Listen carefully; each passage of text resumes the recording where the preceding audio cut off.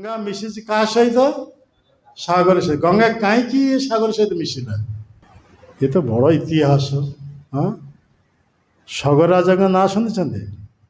ସଗର ରାଜା ସଗର, ଯିଏ ବିଷ ସହ ଜନ୍ମଗ୍ରହଣ କରିଥିଲେ, ତାଙ୍କ ନାଁ ହେଉଛି ସଗର। ଇଏ ସୂର୍ଯ୍ୟବଂଶର ରାଜା, ରାମଚନ୍ଦ୍ର ପୂର୍ବ ପୁରୁଷ। ଭଗବାନ ରାମଚନ୍ଦ୍ର କେଉଁ ବଂଶରେ ଆସିଥିଲେ? ସୂର୍ଯ୍ୟ ବଂଶରେ। ସେଇ ସୂର୍ଯ୍ୟ ବଂଶରେ ଏକ ମହାନ ରାଜା ଯାହାଙ୍କୁ କୁହାଯାଉଛି ସଗର ରାଜା। ସଗର ରାଜାଙ୍କ ଦୁଇ ପତ୍ନୀ ଥିଲେ। ବର୍ତ୍ତମାନ ଭାଗବତ କଥା ଆସିଗଲେ, এটা ଭାଗବତ ସାମনে ଦେଇଛି। ସେ କୃଷ୍ଣ ଯେକୌଣସି ଉପାୟରେ ତା କଥାରେ ଆଣିବେ। ହଁ, ଦେଖ ଆମେ କହୁଥିଲେ ମାନେ ଅଧିମାସ କଥା, ବର୍ତ୍ତମାନ ଭାଗବତ ଭିତରେ ଆସିଗଲା। ସାମ୍ନାରେ ବସିଛନ୍ତି, ସେ ତ୍ରିଭଙ୍ଗ ଭାବରେ କେତେବେଳେ କଥା ବୁଲିଏ କୁଆଡ଼େ ନେବେ ତା ଚରଣ ଆଣି ଉପସ୍ଥିତ କରାଇବେ। ତ ବର୍ତ୍ତମାନ ଭାଗବତ ଆସିଗଲା। ତ ସଗରଙ୍କ ଦୁଇ ପତ୍ନୀ କେଶିନୀ ଆଉ ସୁମତି। ହଁ, ଏ ଦୁଇ ପତ୍ନୀ। ତ କେଶିନୀଙ୍କ ଗର୍ଭରେ ଗୋଟେ ସନ୍ତାନ ଜାତ ହେଇଥିଲା, ତାଙ୍କ ନାଁ ହେଉଛି ଅସମଞ୍ଜସ। ନା ଶୁଣିଛନ୍ତି? ନା, କେହି ଶୁଣନ୍ତୁ। ଶୁଣନ୍ତୁ, ମାନେ ଇସ୍କନ ଭକ୍ତ ହେବା ପୂର୍ବରୁ କେବେ ତ ଶୁଣି ନଥିଲେ। ବର୍ତ୍ତମାନ ଇସ୍କନ ଭକ୍ତ ହେଇଛନ୍ତି, ବର୍ତ୍ତମାନ ଭାଗବତ ଅଧ୍ୟୟନ କରିବାକୁ ହେବ ଆଉ ଭକ୍ତମାନଙ୍କ ମୁଖରେ ଶ୍ରବଣ କରିବାକୁ ହେବ, ତେବେ ଭାଗବତ ବୁଝିପାରିବେ, ତା ନହେଲେ ବୁଝିପାରିବ ନାହିଁ। ହଁ, ତ ବର୍ତ୍ତମାନ ଶୁଣନ୍ତୁ, କେଶିନୀ ଆଉ ସୁମତି ତାଙ୍କର ଗର୍ଭରେ ଆସିଥିଲେ 60,000 ସନ୍ତାନ। 60,000, ନଟ୍ 16। କେତେ କୁହାଯାଉଛି? 60। ହଁ, 60। ହଁ, 60,000 ସନ୍ସ। ତେ ସଗର ଯେହେତୁ ସୂର୍ଯ୍ୟବଂଶର ରାଜା, ହଁ, ଅଶ୍ୱମେଧ ଯଜ୍ଞ କରିଛନ୍ତି, ମାନେ 99 ଅଶ୍ୱମେଧ ଯଜ୍ଞ କମ୍ପ୍ଲିଟ୍ କରିସାରିଛନ୍ତି। ଆଉ 100 ଅଶ୍ୱମେଧ ଯଜ୍ଞ କରି ଆପଣ ଯେତେ ଯାଉଥିଲେ ଇନ୍ଦ୍ର ଡରିଗଲା। କାହିଁକି ନା ଇନ୍ଦ୍ର କାହିଁକି ଭାବିଥିଲେ? ସେ ଜାଣିଛି ମର୍ତ୍ତ୍ୟ ଜଗତ କେହି ନିର୍ବିଘ୍ନରେ 100ଟି ଅଶ୍ୱମେଧ ଯଜ୍ଞ ଯଦି କରିପାରିବେ ତାହେଲେ ମୋର ଇନ୍ଦ୍ରପଦ ସେ ନେଇଯିବ। ହଁ, ପଦ ପ୍ରତି ଏତେ ଲାଳାୟିତ, ସେ ପଦ ଛାଡ଼ିବା ପାଇଁ ଚାହାନ୍ତି ନା। ହଁ, କଥା ବୁଝିପାରୁଛ? ହଁ, ସେ ପଦରେ ଅଧିଷ୍ଠିତ ହେବା ପାଇଁ ମର୍ତ୍ତ୍ୟ ଜଗତ କୌଣସି ରାଜା ଯଦି ଏହିପରି 100ଟି ଅଶ୍ୱମେଧ ଯଜ୍ଞ କରିବାକୁ ଯିବେ, ସେ ଯଜ୍ଞରେ ସେ ବିଘ୍ନ ଘଟାଇ ଯାଉଥିରେ ଲାଗି ସେ 100 ପୂର୍ଣ୍ଣ ନ କରିପାରିବେ। ହଁ, ତାର ଇନ୍ଦ୍ରପଦ ରହିବ। ଯଦି 100 ପୂର୍ଣ୍ଣ କରିଦେଲା ତାହେଲେ ଇନ୍ଦ୍ରପଦ ହଟିଯିବ। ହଁ, ତେଣୁ କେତେ କେତେ ବିଘ୍ନ ସେ କରିଛନ୍ତି ଇନ୍ଦ୍ର। ଇଏ ଯେତେ ଅଶ୍ୱମେଧ ଯଜ୍ଞ କରୁଥିଲେ, କିଏ? ସଗର ରାଜା। ଇନ୍ଦ୍ର ସେ ସାଧୁ ବେଶ ଆସି ଅଶ୍ୱର ଯଜ୍ଞର ଅଶ୍ଵ ଅପହରଣ କରିଦେଲେ, ନେଇ କେଉଁଠାରେ ରଖିଦେଲେ? କପିଲ ମୁନି, ସେଇ ଗଙ୍ଗା ସାଗର, ଗଙ୍ଗା ଯେଉଁଠାରେ ସାଗର ସହିତ ମିଶିଛି ସେଇଠାରେ ତାଙ୍କର ଆଶ୍ରମ ରହିଛି। କପିଲ ମୁନି, ଭଗବାନ କପିଲ ଦେବ, ମାନେ ଦେବହୂତିଙ୍କର ପୁତ୍ର, କର୍ଦ୍ଦମ ମୁନିଙ୍କର ପୁତ୍ର ଯେ କପିଲ ଦେବ, ସେ ମାନେ କପିଲ ଆଶ୍ରମ। ହଁ, ସେଇ କପିଲ ଆଶ୍ରମରେ ସେଠାରେ ସେ ଧ୍ୟାନରେ ଅବସ୍ଥାନ କରିଛନ୍ତି। ଆଉ ଇନ୍ଦ୍ର ଏଇ ଅଶ୍ୱର ଘୋଡ଼ା ଚୋରି କରି ନେଇ ସେଠାରେ ସାମ୍ନାରେ ଗଛ ମୂଳରେ ବନ୍ଦି ରଖିଛନ୍ତି। ଆଉ ଯେତେବେଳେ ଅଶ୍ଵ ଘୋଡ଼ା ଏହିପରି ଅପହୃତ ହେଇଯାଇଛନ୍ତି, ସେ ତ ସଗର ରାଜା ତାଙ୍କ 60,000 ପୁତ୍ରମାନଙ୍କୁ ନିର୍ଦ୍ଦେଶ ଦେଲେ ସମଗ୍ର ପୃଥିବୀ ତନ୍ନ ତନ୍ନ କରି ଅନୁସନ୍ଧାନ କରି ସେ ଘୋଡ଼ାକୁ ନେଇ ଆସ ଏ ଯଜ୍ଞ ସମ୍ପୂର୍ଣ୍ଣ କରିବା ପାଇଁ। ତ 60,000 ପୁତ୍ର ସମଗ୍ର ପୃଥିବୀ ଅନୁସନ୍ଧାନ କରିବାକୁ ଲାଗି କେଉଁଠି ପାଇଲେ ନାହିଁ। ସେତେବେଳେ ଏ ପୃଥିବୀ ଖନନ କରି ସେ ଚାଲିଗଲେ କେଉଁଠି? ସେଇ ପାତାଳ ଦେଶ, ମାନେ ସେଇ କପିଲ ଆଶ୍ରମ ସାଗର। ହଁ, ସେଠାରେ ଦେଖିଲେ କପିଲ ମୁନିଙ୍କ ସାମ୍ନାରେ ଏହିପରି ଘୋଡ଼ା ବନ୍ଧା ଅବସ୍ଥା ପଡ଼ିଛି, ଆଉ ଏ ସାଧୁ ଧ୍ୟାନସ୍ଥ ହେଇଛନ୍ତି। ତେଣୁ ଇଏ 60,000 ପୁତ୍ର ମଧ୍ୟରେ କ୍ରୋଧ ଜାତ ହେଇଗଲା। ଇଏ ଯଜ୍ଞର ଅଶ୍ଵ ଅପହରଣ କରି ନେଇ ଏଠାରେ ବନ୍ଦି ରଖି ଏଠାରେ ସାଧୁ ବେଶରେ ଧ୍ୟାନସ୍ଥ ହେଇছে, ମାର ମାର ଏହାକୁ ମାରିଦିଅ। ସମସ୍ତେ କ୍ରୋଧ ପ୍ରକାଶ କଲେ। ଯେତେ କ୍ରୋଧ ପ୍ରକାଶ କଲେ ଜଠରାଗ୍ନି ପ୍ରଜ୍ୱଳିତ ହେଇଗଲା, ସମସ୍ତେ ଭସ୍ମିତ ହେଇଗଲା। 60,000 ପୁତ୍ର କ'ଣ ହେଇଗଲା? ହଁ, ଭସ୍ମିତ ହେଇଗଲା। ହଁ, କେଉଁଥିଲାଗି? ନିଜ କଟାଇ। ସେ ତ ଭଗବାନ, ସେ ତ ଚୋରି କରିନାହାନ୍ତି, ସେ ତା ଧର୍ମରେ ଅଛନ୍ତି। ହଁ, ଇନ୍ଦ୍ର ଏହିପରି କରିଛନ୍ତି, ଇଏ ମାନେ ଭୁଲ ବୁଝିଛନ୍ତି। ଭଗବାନଙ୍କର କ୍ରୋଧ ପ୍ରକାଶ କରିଛନ୍ତି, ମାର ମାର এই অপরাধ করলে সেই অপরাধ যোଗୁଁ নিজের জঠরাগ্নি প্রজ্বলিত হয়ে গেল। হ্যাঁ, আর জঠরাগ্নি প্রজ্বলিত হয়ে সমস্ত ভস্মীভূত হয়ে গেল। ଯଜ୍ଞ ବର୍ତ୍ତମାନ ଅସମାପ୍ତ ଅବସ୍ଥା। ତେଣୁ ତାଙ୍କର ଆଉ ପୁତ୍ର କେହି ନାହାନ୍ତି। ଜଣେ ଅଛନ୍ତି ପ୍ରଥମ ରାଣୀଙ୍କର କେଶିନୀଙ୍କର ପୁତ୍ର କିଏ? ଅସମଞ୍ଜସ। ହଁ, ଅସମଞ୍ଜସ ପୂର୍ବ ଜଣେ ମହାଯୋଗୀ ଥିଲେ। ଯୋଗ ସାଧନ ପୂର୍ବରୁ ସେ ଭ୍ରଷ୍ଟ ହେଇଯାଇଥିଲେ। ତେଣୁ ଏହିପରି ଏକ ସମ୍ରାଟଙ୍କର ପୁତ୍ର ରୂପେ ଜନ୍ମ ନେଇଛନ୍ତି, କିନ୍ତୁ ପୂର୍ବ ଜନ୍ମର କଥା ସବୁ ମନେ ରହିଛି। ତେଣୁ ଜାଣି ଶୁଣି ସେ ଦୁଷ୍ଟାମି କରୁଥିଲେ। କିଏ? ଅସମଞ୍ଜସ। ତେଣୁ ପିଲା ଅବସ୍ଥାରେ ତାଙ୍କର ସହିତ ଯେଉଁମାନେ ଖେଳୁଥିଲେ ସାଙ୍ଗମାନେ, ଟିକେ ଯଦି କିଛି ଅସୁବିଧା ଧରି ନେଇ ସରଜୁ ନଦୀରେ ବୁଡ଼ି ମାରିଦେବେ। ଏହିପରି ଜାଣି ଶୁଣି କରିବେ। କେଉଁଥିଲାଗି? ସେ ଜାଣିଥିଲେ ମୁଁ ଏହିପରି ପୂର୍ବଜନ୍ମ ମହାଯୋଗୀ ଥିଲି। ଯୋଗ ସାଧନା ସିଦ୍ଧି ପ୍ରାପ୍ତ ପୂର୍ବରୁ ମୁଁ ସେଇଠି ଯୋଗରୁ ଭ୍ରଷ୍ଟ ହେଇଯାଇଛି। ତେଣୁ ତାକୁ ପୂର୍ଣ୍ଣ କରିବାକୁ ହେବ। ପୁଣି ଯଦି ମୁଁ ରାଜଗଦିରେ ବସି ଜ୍ୟେଷ୍ଠ ପୁତ୍ର ରାଜାଙ୍କର, କିଏ?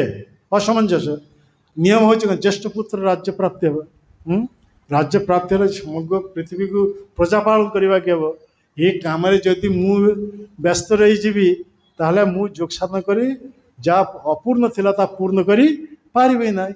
ତେଣୁ ପିତାଙ୍କର ବିରାଗ ହେବା ପାଇଁ, ପିତା ଯେଉଁଥିଲାଗି ମୋ ପ୍ରତି ଅସନ୍ତୁଷ୍ଟ ହେଇ ମୋ ରାଜ୍ୟରୁ ବିଦାୟ କରିଦେବେ, ସେତେବେଳେ ମୁଁ ମୋର ସେଇ ଅପୂର୍ଣ୍ଣ କାମକୁ ପୂର୍ଣ୍ଣ କରିବି। କଥା ବୁଝିପାରୁଛନ୍ତି? ମହତ୍ ଉଦ୍ଦେଶ୍ୟ। ହଁ, ତେଣୁ ଜାଣି ଶୁଣି ତାଙ୍କ ସାଙ୍ଗକୁ ଏହିପରି ନେଇ ସରଜୁ ନଦୀରେ ବୋଳି ମାରିଦେବେ। ତେଣୁ ସେ ପିତାମାନଙ୍କର ସେ ପୁତ୍ରମାନଙ୍କର ପିତା ସବୁ ଆସିବେ ରାଜାଙ୍କ ପାଇଁ ଅଭିଯୋଗ କଲେ। ରାଜା ତ ମହାଧାର୍ମିକ ସଗର। ତେଣୁ ଦେଖିଲେ ଏ ପୁତ୍ର ରହିବା ଠାରୁ ରାଜ୍ୟରୁ ବିଦାୟ କରିଦେବା। ତେଣୁ ତାକୁ ଜବରଦସ୍ତି କ'ଣ କଲେ? ରାଜ୍ୟରୁ ବିଦାୟ କରିଦେଲେ। ସେ ଚାହୁଁଥିଲେ। ଆଉ ଯିବା ସମୟରେ ସେଇ ଅସମଞ୍ଜସ କ'ଣ ହେଲା? ଯେତେ ସାଙ୍ଗମାନଙ୍କୁ ସରଜୁ ନଦୀରେ ପକେଇ ଦେଇ ମାରି ଦେଇଥିଲେ, ସେ ଯୋଗ ବଳରେ ପୁନର୍ଜୀବିତ କରି ଫେରେଇ ଦେଲେ। କଥା ବୁଝିବ? କିପରି ଯୋଗୀ ଥିଲା। କିନ୍ତୁ ପିତା ତାକୁ ବିଦାୟ କରିଦେଲେ। ପିତା ତାପରେ ବୁଝିଲେ, ଆରେ ଇଏ ଜାଣି ଶୁଣି ଏମିତି କରିଥିଲେ। ସେଇପରି ସେ ଚାଲିଗଲେ। ତାଙ୍କର ଜଣେ ମାତ୍ର ପୁତ୍ର ଥିଲେ ଅଂଶୁମାନ। ନା ଶୁଣିଛନ୍ତି? କ'ଣ? ଅସମଞ୍ଜସଙ୍କର ପୁତ୍ର କିଏ? ଅଂଶୁମାନ। ନା ଶୁଣିଛନ୍ତି? ହଁ, ଏ 60,000 ପୁତ୍ର ଭସ୍ମୀଭୂତ ହେଇଗଲେ। ତେଣୁ ସଗ ରାଜା କ'ଣ କଲେ? ଅସମଞ୍ଜସଙ୍କର ପୁତ୍ର ଅଂଶୁମାନଙ୍କୁ ନିର୍ଦ୍ଦେଶ ଦେଲେ, ସେଇ ଯଜ୍ଞର ଅଶ୍ଵ କେଉଁଠି ଅଛି ଅନୁସନ୍ଧାନ କରି ନେଇ ଆସ। ତେଣୁ ସେ ଜାଣିପାରିଲେ ଯେ ଏଇପରି ତାଙ୍କ ପିତୃମାନେ ସମସ୍ତେ ଭସ୍ମୀଭୂତ ହେଇଯାଇଛନ୍ତି। ସେ କପିଳ ମୁନିଙ୍କ ଆଶ୍ରମକୁ ଆସିଲେ। କପିଳ ଦେବଙ୍କୁ ସ୍ତୁତି କଲେ। ହଁ, ଭଗବାନଙ୍କୁ ସ୍ତୁତି କରିବା ଯୋଗୁଁ ଭଗବାନ ଅତ୍ୟନ୍ତ ପ୍ରସନ୍ନ ହେଇଗଲେ। ଆଉ ଭଗବାନ ପ୍ରସନ୍ନ ହୋଇ ତାକୁ କହୁଛନ୍ତି, ତୁମେ ଯଜ୍ଞର ଅଶ୍ଵ ନେଇଯାଅ, ତୁମ ପିତା ପ୍ରପିତା ତାଙ୍କୁ ଦେଇଦିଅ, ସେ ଯୋଗ ସମ୍ପନ୍ନ କରିବେ। ଇଏ ସେତ ହାତ ଯୋଡ଼ିକି କହିଲେ, ହେ ଭଗବାନ, ମୋର ପିତୃକୁ 60,000 ଏମାନେ ଭସ୍ମୀଭୂତ ହେଇଯାଇଛନ୍ତି। ଆପଣଙ୍କ ପ୍ରତି କ୍ରୋଧ ପ୍ରକାଶ କରିବା ଯୋଗୁଁ ନିଜ ନିଜ ଜଠରାଗ୍ନିରେ ଭସ୍ମୀଭୂତ ହେଇଯାଇଛନ୍ତି। ଏମାନେ କେମିତି ଉଦ୍ଧାର ହେବେ?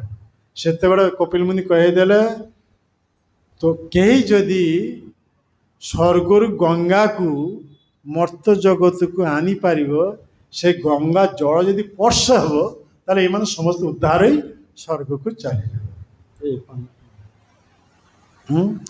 କଥା ବୁଝିପାରିଲ? ସେଇପରି ସେ ଯଜ୍ଞର ଅଶ୍ଵ ନେଇ ଆସିଲେ। କିଏ? ହଁ, ଅଂଶୁମାନ। ସଗରାଜାଙ୍କୁ ଦେଲେ। ସଗରାଜା ଯଜ୍ଞ ସମ୍ପନ୍ନ କଲେ। ଯେତେବେଳେ ଅଂଶୁମାନଙ୍କ ମୁଖରେ ଏ କଥା ଶୁଣିଲେ, ସାଙ୍ଗେ ସାଙ୍ଗେ ସଗରାଜା ଅଂଶୁମାନଙ୍କୁ ରାଜଗଦିରେ ବସେଇ ସେ ଚାଲିଗଲେ କେଉଁଠାକୁ? ତପସ୍ୟା କରିବା ପାଇଁ। ଗଙ୍ଗାଙ୍କର ଉଦ୍ଦେଶ୍ୟ ତପସ୍ୟା କରିବା। ଗଙ୍ଗାଙ୍କ ଉଦ୍ଦେଶ୍ୟ ତପସ୍ୟା କରି ସେ ଦେହ ରଖିଲେ, ତଥାପି ସେ ଗଙ୍ଗାକୁ ପ୍ରସନ୍ନ ବିଧାନ କରିପାରିଲେ ନାହିଁ। ତାପରେ ଅଂଶୁମାନ ତାଙ୍କର ପୁତ୍ରଙ୍କର ଉପର ସେ ରାଜ୍ୟଭାର ଦେଇ ସେ ଚାଲିଗଲେ ଗଙ୍ଗାକୁ ତପସ୍ୟା କରି ମର୍ତ୍ତ୍ୟ ଜଗତକୁ ଆଣିବା ପାଇଁ। ସେ ସାରା ଜୀବନ ତପସ୍ୟା କରି ସେ ବି ଗଙ୍ଗାକୁ ପ୍ରସନ୍ନ ବିଧାନ କରିପାରିଲା ନାହିଁ। ସେ ଦେହ ରଖିଲେ। ତାଙ୍କର ପୁତ୍ର ତାଙ୍କର ପୁତ୍ର କିଏ? ଦିলীପ। ହଁ,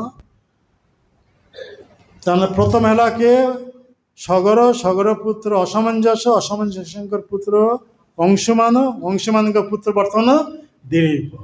ତ ଦିলীପ ସେ ଯେତେବେଳେ ଶୁଣିଲା ତାଙ୍କର ପିତା ଏଇପରି ତପସ୍ୟା କରି ଦେହ ରଖିଛନ୍ତି, ସାଙ୍ଗେ ସାଙ୍ଗେ ତାଙ୍କର କୌଣସି ପୁତ୍ର ନଥିଲା, ଦୁଇ ରାଣୀ ଥିଲା। ଅପୁତ୍ରକ ଅବସ୍ଥା ସେ ଗଙ୍ଗାକୁ ଏ ଜଗତକୁ ଆଣିବା ପାଇଁ ତପସ୍ୟା ପାଇଁ ଚାଲିଗଲା, ମନ୍ତ୍ରୀମାନଙ୍କର ଉପରେ ରାଜ୍ୟଭାର ଦେଇ। ତାର ତାଙ୍କର ଦୁଇ ରାଣୀ ଥିଲେ, କି ସେ ତପସ୍ୟା କରି ସେ ଦେହ ରାଖିଲେ। ବର୍ତ୍ତମାନ ରାଜଗଦିରେ ବସିବା ପାଇଁ କୌଣସି ରାଜକୁମାର ନାହାନ୍ତି, କ'ଣ ହବ? ତେଣୁ ସେଇ ବଂଶରେ ଯେ କୁଳଗୁରୁ ଥିଲେ ଔରବ ମୁନି, ସେ ସେତେବେଳେ କ'ଣ କଲେ? ଶିବଜୀଙ୍କ ଆରାଧନା କଲେ। ଶିବଜୀ ସେତେବେଳେ ନିର୍ଦ୍ଦେଶ ଦେଲେ, ସେଇ ରାଜାଙ୍କ ଦିଲ୍ଲୀପଙ୍କର ଦୁଇ ପତ୍ନୀ ବର୍ତ୍ତମାନ ବିଧବା ଅବସ୍ଥା, ପୁତ୍ର ପ୍ରାପ୍ତି ପାଇଁ ଦୁଇ ଜଣଙ୍କ ମଧ୍ୟରେ ଜଣେ ପୁରୁଷ ଭାବ ନେବେ আর ଜଣେ ସ୍ତ୍ରୀ ଭାବ ନେଇ ଯେତେବେଳେ ରତିକ୍ରିୟା କରିବେ, ତାହେଲେ ଏକ ସନ୍ତାନ ପ୍ରାପ୍ତ ହେଇପାରେ। କଥା ବୁଝିପାରିଲେ? କଥା ବୁଝିପାରୁଛନ୍ତି? ହଁ, ତ ଦୁଇ ରାଣୀଙ୍କର ମଧ୍ୟରେ ଶିବଙ୍କ ନିର୍ଦ୍ଦେଶରେ, ଇଏ କ'ଣ ସାଧାରଣ ଇଏ ନୁହେଁ। ହଁ, ଆମମାନଙ୍କର ଏସବୁ ସାଧାରଣ ମନୁଷ୍ୟମାନଙ୍କ କଥା କୁହାଯାଉନି। ସାକ୍ଷାତ ଶିବଜୀ ନିର୍ଦ୍ଦେଶ ଦେଉଛି ନା କେମିତି ପୁତ୍ର ପ୍ରାପ୍ତ ହୁଏ। ତ ଦୁଇ ରାଣୀମାନଙ୍କ ମଧ୍ୟରୁ ଏକ ରାଣୀ ପୁରୁଷ ଭାବରେ ଆଉ ଏକ ରାଣୀ ସ୍ତ୍ରୀ ଭାବରେ ଯେତେ ମିଳିତ ହେଲେ, ଯେ ସ୍ତ୍ରୀ ଭାବ ତାଙ୍କର ଗର୍ଭରେ ଏକ ସନ୍ତାନ ଆସିଲା, କିନ୍ତୁ ସେ ସନ୍ତାନଙ୍କ ଦେହରେ କୌଣସି ହାଡ଼ ନଥିଲା, କେବଳ ମାଂସ ପିଣ୍ଡ। ହଁ, ଯେତେ ଜନ୍ମ ହେଲା ତା ଦେହର ହାଡ଼ ନାହିଁ, ତେନି ଅଷ୍ଟବକ୍ର ହିସାବରେ ଦେହଟା ମାଂସ ପିଣ୍ଡ କେବଳ ରହିଲା। ତେଣୁ ତାହାକୁ ଗୋଟେ କୁଳଗୁରୁଙ୍କ ନିର୍ଦ୍ଦେଶ ଅନୁସାରେ ଗୋଟେ ଝୁଡ଼ିରେ ରଖି ରାସ୍ତା ସାଇଡ଼ରେ ରଖି ଦିଆଗଲା। ଉଦ୍ଦେଶ୍ୟ କ'ଣ? କୌଣସି ମହତ୍ ବ୍ୟକ୍ତି ଯେତେବେଳେ ଆସିବେ ଏଇ ରାସ୍ତା ଦେଇ, ୟାକୁ ଯଦି ଦେଖିବ, ସେ ଯଦି କରୁଣା କରି ୟାକୁ ନୂତନ ଜୀବନ ଦାନ କରିପାରିବେ, ଏଇ ଉଦ୍ଦେଶ୍ୟ ନାହିଁ। ସେ ରଖିଦେଇଥିଲେ। ଏମିତି ସମୟ ଆସୁଥିଲେ କିଏ? ଅଷ୍ଟାବକ୍ର ଋଷି। ଅଷ୍ଟାବକ୍ର ଋଷିଙ୍କ ନାଁ ଶୁଣିଛନ୍ତି? ହଁ, ଯାହାଙ୍କ ଦେହରେ 8ଟି ବାଙ୍କ, ଯେତେ ଚାଲିବ ଏମିତି ଅଷ୍ଟବକ୍ର ହିସାବରେ ଚାଲିବେ, ଯେ ଦେଖିବ ସେ ହସିବ। ହଁ, ସେ ଯେତେ ବଡ଼ ଗାମ୍ଭୀର୍ଯ୍ୟ ଲୋକ ହୁଅନ୍ତୁ କାହିଁକି, ତାଙ୍କ ଚାଲିବା ଢଙ୍ଗ ଯଦି ଦେଖିବେ, ତାହେଲେ କ'ଣ ହେବ? ସେ ହସିଥିବ। ତ ସେ ସେତେବେଳେ ସେଇ ରାସ୍ତା ଦେଇ ଆସୁଥିଲେ, ଦେଖିଲେ ଇଏ ପିଲାଟା ମୋ ଭଳି ଏଇପରି 8 ଜାଗାରେ ବାଙ୍କ ହିସାବରେ ଶୋଇଛି। ସେ କ୍ରୋଧିତ ହେଇଗଲେ ମୁନି, ଆରେ ମୋତେ ଅନୁକରଣ କରି ସେ ପରିହାସ କରି ଏଇପରି ଶୋଇଛି। ତେଣୁ ସେ ପୁଣି ମାଇଣ୍ଡ ମେକଅପ୍ କରି କହୁଛନ୍ତି, ମୁନି ତୁମେ ଯଦି ମୋର ଅନୁକରଣ କରି ଏଇପରି 8ଟି ବାଙ୍କ ଅବସ୍ଥାରେ ଶୋଇଥିବ, ତୁମେ ଭସ୍ମୀଭୂତ ହେଇଯିବ। আর ଯଦି ତୁମର ସ୍ୱାଭାବିକ ଏଇ ରୂପ ହେବ, ତାହେଲେ ତୁମେ ସୁନ୍ଦର ପୁରୁଷରେ ପରିଣତ ହେଇଯିବ। ଇଏ ତ ସ୍ୱାଭାବିକ ଏଇ ରୂପ, ହଁ, ମାଂସପିଣ୍ଡ। ତା ମୁନିଙ୍କର ଏ କଥାର ସାଙ୍ଗେ ସାଙ୍ଗେ ସେ ଏକ ସୁନ୍ଦର ପୁରୁଷରେ ପରିଣତ ହେଇଗଲା। ତ ସେ ହେଉଛନ୍ତି ଭଗୀରଥ। କଥା ବୁଝିପାରିଲେ? ଏଇ ଭଗୀରଥ। ହଁ, ଏଇ ଭଗୀରଥ ସେ ସେତେବେଳେ ରାଜା ହେଲେ, ଆଉ ତାଙ୍କର ପୁତ୍ର ରୂପର ରାଜ୍ୟଭାର ଦେଇ ସେ ତପସ୍ୟାକୁ ଗଲେ। সেই তপস্যা করে গঙ্গা দেবীকে প্রসন্ন বিধান করলে। আর গঙ্গা দেবী স্বর্গରୁ ଏ ମର୍ତ୍ତ ଜଗତ ଆସିବା ପାଇଁ ତାଙ୍କୁ କଥା ଦେଲେ, ଆଉ ସର୍ତ୍ତ କଲେ, ମୁଁ ପ୍ରବଳ ବେଗରେ ଉପରୁ ତଳକୁ ଖସିବି, ମୋର ବେଗ କିଏ ଧାରଣ କରିବେ। ତା ସେତେବେଳେ ଏ ଭଗୀରଥ କହିଲେ, ଆପଣଙ୍କ ବେଗ ଧାରଣ କରି ଏକମାତ୍ର ସାମର୍ଥ୍ୟବାନ ବ୍ୟକ୍ତି ହେଉଛନ୍ତି କିଏ? ଶିବଜୀ। ତା ଶିବଜୀଙ୍କୁ ସେ ପ୍ରସନ୍ନ ବିଧାନ କଲେ। ତପସ୍ୟା, ଭଗୀରଥଙ୍କ ତପସ୍ୟା ସମସ୍ତେ ପ୍ରସନ୍ନ ହେଇଯାଉଛନ୍ତି ନା। ତ ଏଇପରି ଶିବଜୀ ପ୍ରସନ୍ନ ହେଇଗଲେ। ଶିବଜୀ କହିଲେ, ହଁ ତୁମେ କହ ତାକୁ, ମୁଁ ତାର ବେଗ ଧାରଣ କରିବି। ଆଉ ଗଙ୍ଗା ସେତେବେଳେ ଚ୍ୟାଲେଞ୍ଜ ଦେଉଛନ୍ତି ଯେ ମୁଁ ଏତେ ପ୍ରବଳ ବେଗରେ ପତିତ ହେବି, ଏ ଶିବଜୀକୁ ନେଇ ମର୍ତ୍ତ୍ୟଯୋଗ ଭେଦ କରି ପାତାଳକୁ ନେଇଯିବି। ଆଉ ଶିବଜୀଙ୍କର ପ୍ରଭାବ ଗଙ୍ଗା ଦେବୀ ଜାଣିନଥିଲେ। ପ୍ରବଳ ପ୍ରଭାବଶାଳୀ ଇଏ ହେଉଛନ୍ତି ଶିବଜୀ। କୈଳାସ ପର୍ବତ ଉପରେ ଏଇପରି ମାନେ ଶକ୍ତି, ସର୍ବଶକ୍ତି ପ୍ରୟୋଗ କରି ସେ ଠିଆ ହେଇଛନ୍ତି। ଆଉ ଗଙ୍ଗା ଦେବୀ ପ୍ରବଳ ବେଗରେ ପତିତ ହେଲା ତାଙ୍କର ମୁଣ୍ଡର ଉପରେ। ଆଉ ଶିବଜୀ ନିଜର ପରାକ୍ରମ ପ୍ରଭାବରେ ସେ ଗଙ୍ଗାକୁ ଜଟା ମଧ୍ୟରେ ଆବଦ୍ଧ କରିଦେଲେ। ଆଉ ଗଙ୍ଗା ପ୍ରବଳ ଭାବରେ ସେ ତା ଭିତରେ ବୁଲୁଛି, ମାନେ ଶିବଜୀଙ୍କ ନେଇ ପାତାଳ ଲୋକକୁ ଯିବା ପାଇଁ। ଆଉ ପାତାଳ ଲୋକ ଯିବ କ'ଣ? ବର୍ତ୍ତମାନ ଜଟାରୁ ଭେଦ କରି ବାହାରି ପାରୁନାହାନ୍ତି। হ্যাঁ অটকেই গেল কেউটারে শিবজঙ্গে ଜଟା ବିଧିଛି বলছে কি ପାୱାରଫୁଲ ଅଦ୍ଭୁତ ପାୱାରଫୁଲ। ତ ଏଇପରି ସେତେବେଳେ ପୁଣି ଗଙ୍ଗା କେମିତି ଶିବଜୀଙ୍କ ଜଟାରୁ ବାହାରିବ। ତେଣୁ ଭଗୀରଥ କ'ଣ କଲେ ଇନ୍ଦ୍ରଙ୍କୁ ପ୍ରାର୍ଥନା କଲେ। ଇନ୍ଦ୍ର ସେତେ ବଜ୍ର ପ୍ରୟୋଗ କରିବା ଯୋଗୁଁ ଜଟା ଛିଦ୍ର ହେବା ଯୋଗୁଁ ସେଇ ଜଟା ଛିଦ୍ରରୁ ବାହାରି ଆସିଲା କିଏ ଗଙ୍ଗା ପ୍ରବାଳ ପାଖରେ। ତାକୁ ପଥ ଦେଖେଇକିରି ନେଇଯିବେ କିଏ ଭଗୀରଥ। ଭଗୀରଥ ଏକ ଦିବ୍ୟ ବିମାନରେ ଆରୋହଣ କଲେ। ଦିବ୍ୟ ବିମାନରେ ଆରୋହଣ କରି ସିଏ ଶଙ୍ଖ ବଜେଇ ବଜେଇ ଇଏ ବାଟ ଦେଖିକିରି ନେଇଯିବ। ଆଉ ଗଙ୍ଗା ପ୍ରବଳ ବେଗରେ ତା ପଛ ପଛେ ଧାବିତ ହେବ। ଏହିପରି ଗଙ୍ଗା ଯେତେବେଳେ ପ୍ରବଳ ବେଗରେ ଧାବିତ ହୋଇ ଆସୁଛନ୍ତି ନବଦ୍ୱୀପ ଯେତେବେଳେ ଆସି ଉପସ୍ଥିତ ହେଲେ। ନବଦ୍ୱୀପ ମହାପ୍ରଭୁଙ୍କ ଜନ୍ମସ୍ଥାନ ଯେଉଁଟା ସେ ମାୟାପୁର। ସେ ନବଦ୍ୱୀପରୁ ଗୋଟେ ଦ୍ୱୀପ ହେଉଛି ଜହ୍ନ ଦ୍ୱୀପ। ଜହ୍ନ ମୁନି ସେଠାରେ ବାସ କରିଥିଲେ। ତାଙ୍କ ପୂଜା ସାମଗ୍ରୀ ଯେତେବେଳେ ଗଙ୍ଗା ଦେବୀ ସବୁ ଭସେଇକିରି ନେଇଗଲେ ଜହ୍ନ ମୁନି ସେ ଅତ୍ୟନ୍ତ ପ୍ରଭାବଶାଳୀ ମୁନି ଦେଖିଲେ ମୋର ପୂଜା ସାମଗ୍ରୀ ସବୁ ଭସେଇକିରି ନେଇଗଲେ। ସେ ସମଗ୍ର ଗଙ୍ଗାକୁ ଅଞ୍ଜଳିବଦ୍ଧ କରି ଗଣ୍ଡୁଶୀରେ ପାନ କରିଦେଲେ। କି ପାୱାରଫୁଲ ମୁନି ଜହ୍ନ ମୁନି କେମିତିଆ ପାୱାରଫୁଲ ସାଗରକୁ ଶୁଖେଇ ଦେଇଥିଲେ କିଏ? ଆରେ କିଛି ଦିନରେ ଅଗସ୍ତ ମୁନି କହିଲା ପରେ ସେତେବେଳେ ଢାକି ବୋଲି ଏମିତି ତାର ଆଗ ନା ଅଗସ୍ତ ମୁନି ସାତ ସମୁଦ୍ର ଜଳ କି ପାୱାରଫୁଲ ମୁନି ସବୁ ଏ ଅଞ୍ଜଳିବଦ୍ଧ କରି ପାନ କରିଦେଲା। ଠିକ ଏଇପରି ଜହ୍ନ ମୁନି ଏତେ ପାୱାରଫୁଲ ଗଙ୍ଗାକୁ ପାନ କରିଦେଲେ। ଭଗୀରଥ ଦେଖିଲା ଗଙ୍ଗାର କୌଣସି ସାଉଣ୍ଡ ନାହିଁ। ପଛକୁ ଅନେଇଲେ ଗଙ୍ଗା ନାହିଁ। ଧ୍ୟାନରେ ସେ ଚିନ୍ତା କଲେ ମୁନି ସେ ତାକୁ ପାନ କରିଦେଇଥିଲେ। ମୁନିଙ୍କ ଚରଣ ଆସି ପ୍ରଣତ ହେଲେ କିଏ? ଭଗୀରଥ। ମୁନି ପ୍ରସନ୍ନ ହେଇଗଲେ। କିନ୍ତୁ ଗଙ୍ଗାକୁ ସେ ତ ଉଦର୍ଶତ କରିଦେଇଛନ୍ତି କେମିତି ବାହାର କରିବ? ତେଣୁ ଭଗୀରଥଙ୍କର ପ୍ରସନ୍ନ ବିଧାନ ପାଇଁ ଗଙ୍ଗାକୁ ପୁଣି କାନ ବାଟ ଦକ୍ଷିଣ କାନରୁ ବାହାରି। ତେଣୁ ସେଇଦିନ ଗଙ୍ଗା ହେଇଗଲା କ'ଣ ଜହ୍ନ ମୁନିଙ୍କର କନ୍ୟା। ତେଣୁ ତାଙ୍କର ଆଉ ଗୋଟେ ନାଁ ହେଇଗଲା କ'ଣ ଜାହ୍ନବୀ।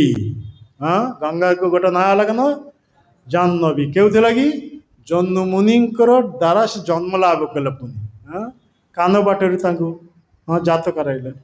ତେଣୁ ଏ ଦକ୍ଷିଣ କାନ ହେଉଛି ପବିତ୍ର। ଆମେ ଯେତେବେଳେ ଯେଉଁମାନେ ବ୍ରାହ୍ମଣ ଦୀକ୍ଷା ନେଇଛନ୍ତି ପରିସ୍ରା ଆଦି ଝାଡ଼ା ଯାଉଛେ ପଇତା କେଉଁଠି ରଖୁଛି? ପବିତ୍ର ଜାଗାରେ ଦକ୍ଷିଣ କାନରେ। ଏଥିଲାଗି ଦକ୍ଷିଣ କାନ ବାଟରେ ସେ ଗଙ୍ଗାକୁ ବାହାର କରେ। ଗଙ୍ଗା ପବିତ୍ର। ତେଣୁ ଏଇଠାରେ ଜହ୍ନ ମୁନିକୁ କାନ ବାଟରେ ପୁଣି ଜାତ ହେବା ଯୋଗୁଁ ସେଇ ଗଙ୍ଗାକୁ କୁହାଯାଉଛି କ'ଣ ଜାହ୍ନବୀ। ଆଗ ଭଗୀରଥ ଏଇ ଗଙ୍ଗାକୁ ନେଇ ସେଇ ଗଙ୍ଗା ସାଗର ଯେଉଁଠାରେ ତାଙ୍କର ପିତୃମାନେ ସବୁ ଭସ୍ମୀଭୂତ ହେଇଯାଇଥିଲେ ଏଇ ଗଙ୍ଗା ଜଳ ସ୍ପର୍ଶ ହେବା ଯୋଗୁଁ ସେଇ ଭସ୍ମ ସାଙ୍ଗେ ସାଙ୍ଗେ 60,000 ଇଏ ସ୍ୱର୍ଗରାଜଙ୍କର ପୁତ୍ର ସବୁ ଉଦ୍ଧାର ହୋଇ ସ୍ୱର୍ଗକୁ ଚାଲିଗଲା। ଏହାକୁ କୁହାଯାଉଛି ଗଙ୍ଗା। ଯିଏ ଯେତେ ବଡ଼ ପାପୀ ହୁଅନ୍ତୁ ଯେଇ ହୁଅନ୍ତୁ ସେ ଯଦି ପ୍ରତିଦିନ ଏହିପରି ଗଙ୍ଗାରେ ସ୍ନାନ କରିବ ସମସ୍ତ ପାପ ଧୌତ ହେଇଯିବ। ସ୍ଖଳନ ହେଇଯିବ। କଥା ବୁଝିପାରିଲ? ଗଙ୍ଗା ଅପ୍ରାକୃତ ଜଳ ଭଗବାନଙ୍କ ପାଦ ପଦ୍ମରୁ ଜାତ ହେଇଛନ୍ତି। ଆଉ ସେ କାରଣ ସମୁଦ୍ରରୁ ଆସୁଛି। ଯେତେବେଳେ ଭଗବାନ କୃଷ୍ଣ ବାମନ ଅବତାର ଉପରେ ଆସିଥିଲେ ସେତେବେଳେ ବ୍ରହ୍ମାଣ୍ଡର 7ଟି ଆବରଣ ସେ ବିଦୀର୍ଣ୍ଣ କଲେ।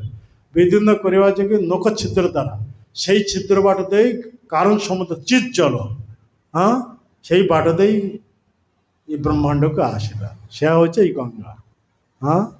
ତେଣୁ ଜୟଦେବ ଗୋସ୍ୱାମୀ ବାମନ ଅବତାର ସମ୍ବନ୍ଧରେ କ'ଣ ଲେଖିଛନ୍ତି?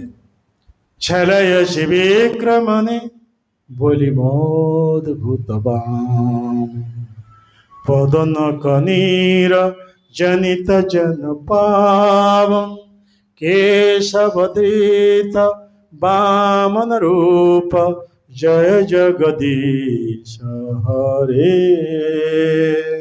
ଏ ଭଗବାନ ନିଜ ପାଦ ପଦ୍ମର ନଖର ଛିଦ୍ର ଦ୍ୱାରା ବ୍ରହ୍ମାଣ୍ଡ ଆବରଣ ବିଦୀର୍ଣ୍ଣ କରିଦେଲେ। ଆଉ ସେଇ ଛିଦ୍ର ବାଟ ଦେଇ କାରଣ ସମୁଦ୍ର ଜଳ ଏ ବ୍ରହ୍ମାଣ୍ଡକୁ ଆସେ। ସେ ହେଉଛି ଏଇ ଗଙ୍ଗା। ଆଉ ସେଇ ଗଙ୍ଗା ଇଏ ଭଗୀରଥ ତପସ୍ୟା କରି ସ୍ୱର୍ଗରୁ ମର୍ତ୍ତ୍ୟ ଜଗତ ନେଇ ଆସିଲେ। ତେଣୁ ଏଇ ଗଙ୍ଗା ତ୍ରିଧାରାରେ ପ୍ରବାହିତ ହେଉଛି। ସ୍ୱର୍ଗରେ ମନ୍ଦାକିନୀ আর ଇଏ ଭଗୀରଥ ଆଣିବା ଯୋଗୁଁ ଏହାକୁ କୁହାଯାଏ ଭାଗୀରଥୀ ମର୍ତ୍ତ୍ୟ ଜଗତ। ପାତାଳ ଲୋକରେ ଭଗବତୀ। ମାନେ ତ୍ରିଧାରା ପ୍ରବାହିତ ହେଉଛି। କେ ଯେତେ ବଡ଼ ପାପୀ ହୁଅନ୍ତୁ କାହିଁକି ନା प्रतिदिन जदि एहिपरि गंगारे स्नान करिब ताहले कौन हब समस्त पापरु से मुक्त हो ते गंगांकर विषय कहा जाउछ तेईपरि ये स्वगराज यही प्रसंग आसिल स्वगराजंकर पुत्र वंशधर ये भगीरथंकर कथा सेठारे कपिल मुनिकर आश्रम तेई प्रसंग आसिला तेई प्रसंगे आमे कथा आसुच क्यों कथा न ये मासर कथा कछि क्यों मास मकर संक्रांति कथाटा बुझी पारल मकर संक्रांति प्रसंग कहवा को जाए एत बड़ कथा आसीगला गोटे चक्कर खाईगिरी आसीगला बर्तमान आमे आसीबा त्यापर आउची फाल्गुन मास